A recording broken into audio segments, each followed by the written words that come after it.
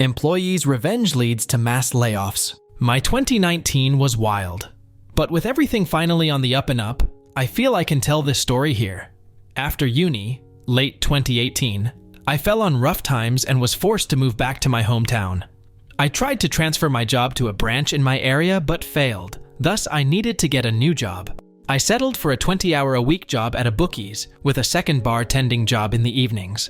The Bookies is the target for my revenge, which was entirely accidental. Involved are the following: Janelle, my manager's manager Shay, my manager Jorge and Gordon, my co-workers, and Kara, a co-worker at another store, who is relevant later. Names changed and/or redacted. I ended up working behind the counter as a customer service manager, basically a step up from a cashier. It's fancy when seen on a CV, but there's nothing really to it. I took bets, chatted with customers, helped people with machines, and, for the vast majority of my shift, sat around waiting for something to do. I got on well with my co-workers, or so I thought, and had no major issues. It was 20 hours a week, about £1 more than minimum wage with a lot of overtime required of me and irregular shift patterns. Though I had no issue with the job, beyond how difficult it was to juggle the schedules of both of my jobs. In February of 2019, after working for the company for 6 months, I was invited to a probation hearing. It cannot be emphasized enough that it was a probation hearing in which I would have my performance reviewed and, as informed in training, was entitled to a pay rise at the end of it. I arrived that morning to a disciplinary hearing where, without even a shred of evidence, I was accused of 11 different cash discrepancies dating back to early November of 2018, shortly after I'd started, which all amounted to £271.36, all but one of which I'd never heard of before. These had apparently been reported and logged by my manager, Shay, and my co-workers, despite no one saying a word to me at all. Not a whisper in the 5 months this had apparently been occurring. I was told that it was unacceptable. A call was made to HR, and I was terminated on the spot and forced to hand over my keys and to never set foot in the store again.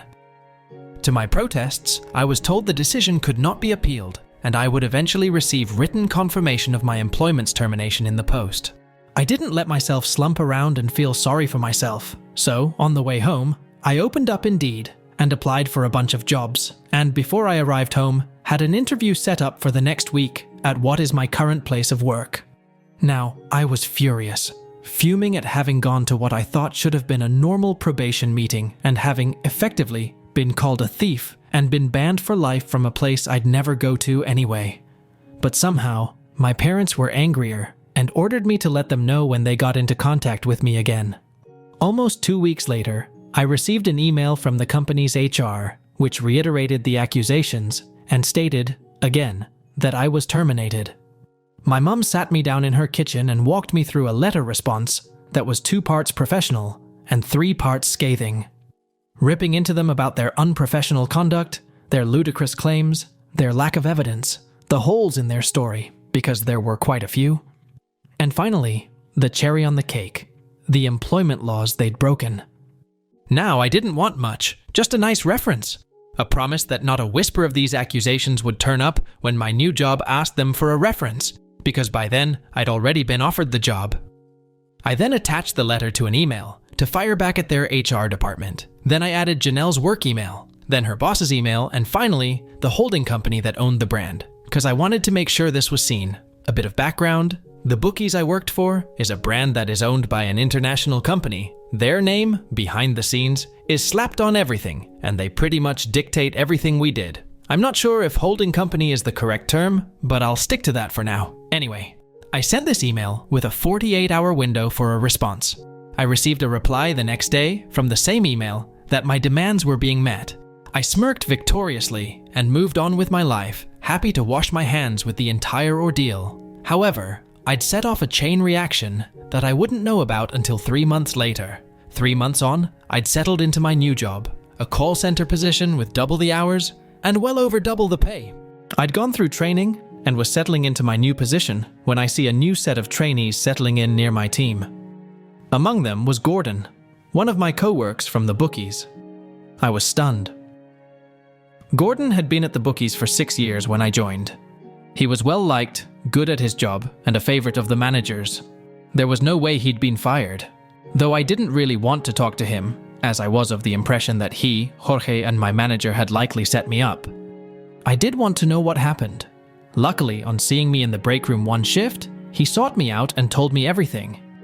Apparently, my email had been read by the higher-ups in the holding company and had caused a lot of scrutiny to fall onto the bookies in our town, of which there were 3 in our area that Janelle was responsible for, 2 in my town, and a 3rd in a neighboring one.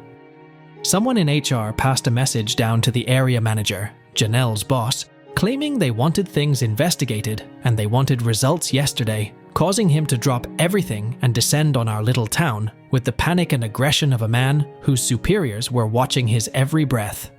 He went to Janelle wanting to know why he hadn't been made aware previously that I was apparently stealing money, why I had been given keys to the shop and shifts on my own when allegations of that nature were attributed to me, and why I hadn't been put under investigation. Turns out, Janelle had in fact put in my employee file that I was under investigation, but had never actually gone through with any of the official procedures for monitoring and investigating me. Shock horror. Thus, she had fired me for the accused crime without looking into it at all, falsely claiming otherwise. Thus, the area manager took the dates and amounts of the cash discrepancies, confirmed that they had been reported on those days without my knowledge in Shay's own logbook of the shop's cash, and sent that information onto our security team to investigate. Another little detail is that the CCTV for every shop in the brand is outsourced to a private security company who monitors each shop remotely and has access to all the cameras and video. As was procedure, they looked into the dates mentioned to see if I'd been doing anything untoward. I know I wasn't, and nothing was ever said to me. But they did find something. Turns out, money was going missing from the shop, but, surprise, surprise, it wasn't me, but Jorge and Shay. They not only set me up, for reasons I will never know, but were also falsifying numbers and cash checks on the system to hide it.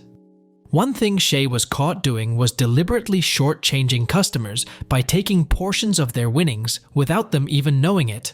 Bear in mind, a lot of our customers were elderly men and women. Gordon claims that he once opened the shop, after I and Shay had closed the night before, and noticed a cash difference, but had been told not to say anything to me as I was under investigation, and it could compromise it. He did apologize, and I let it go. Needless to say, Jorge and Shay were fired. But it doesn't end there. Our team was small. Including me, there were a total of 4 people working at the store. As they hadn't been able to hire anyone to replace me, Jorge and Shay's termination meant Gordon was the only employee at the busiest shop in our area. Even if they'd been able to get other colleagues from the 2 other shops to help out, it wouldn't have been enough to keep the shop open and manage the amount of customers, so they closed the location down until they could get the staff to run it. It was at that point that Gordon handed in his resignation and applied for his job at my work, meaning they had no one. On top of that, Gordon's girlfriend worked in the same shop as Janelle, and she relayed that she was rarely at their store, in the other town, for the next few weeks before the area manager reported she was fired as well. No reason given to her. I was later issued an apology for everything by the area manager and informed she, Janelle, was no longer with the company in an email sometime later. But somehow, it doesn't end there. With the store I worked at closed, this one being on the high street and where most people preferred to go, the only other location in town was the much smaller location in the suburbs, the one where Kara worked, alone. She suddenly received an influx of customers into her tiny store space and absolutely no support from other staff or upper management. Thus, for her own mental health, having already been overworked and underpaid, running an entire store by herself, she quit, meaning that location had to be closed down too. All of this at the worst possible time, March, when the Cheltenham Festival was occurring, which is a huge moneymaker for the gambling industry, even in a small town like ours. An opportunity the 3 other bookies on the high street reaped the benefits of instead of my old place, as the former customers went to them instead. As it currently stands, just over a year later, both shops remain closed, and I'm currently entering a job in cybersecurity, the training for which I paid for with my current job.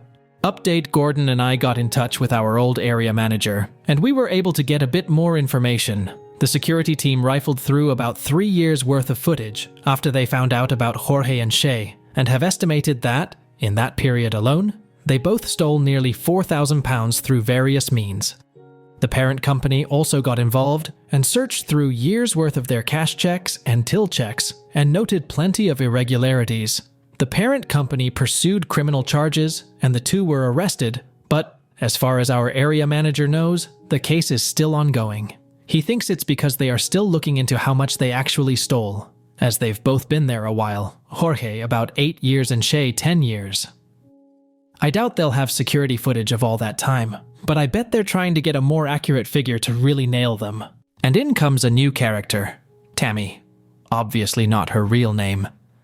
She is an employee who was hired and fired shortly before I was at the same store.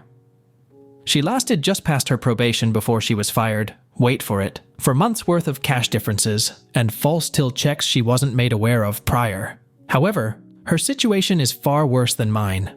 Tammy is in the process of suing the company for wrongful termination, alongside financial and emotional damages, as she was put under a lot of stress whilst in the job by Shay, who apparently left her to fend for herself and would refuse to step in when customers got aggressive, and then had a miscarriage shortly after her employment was terminated. Our area manager doesn't know anything more, as it's escalated and gone way above his head, and I doubt I'll be able to get any more information on it. But I doubt the company's doing too well on that front, and I wish her the best. Gordon and I are considering reaching out to some of the other fired employees, of which he can name a few who were terminated for similar reasons, to get their side of things. But it seems very clear that what Shay and Jorge were doing was going on for a long time, and I was only the latest scapegoat. Janelle, unfortunately, is perfectly fine, as far as I'm aware. Her husband and her opened a taxi company several years ago, and she seems to have just got more involved with that. I haven't seen her, so I wouldn't know. But she was terminated for gross misconduct, and for not following procedure, which is kinda what I expected. And Kara, who our area manager actually really dislikes, but is lovely and did not deserve what she went through, is doing okay. I've messaged her, and she and her partner recently bought a house. She also got a job as an events manager at a local historical site. She's happier there, as she actually has people to talk to at work, and isn't alone anymore.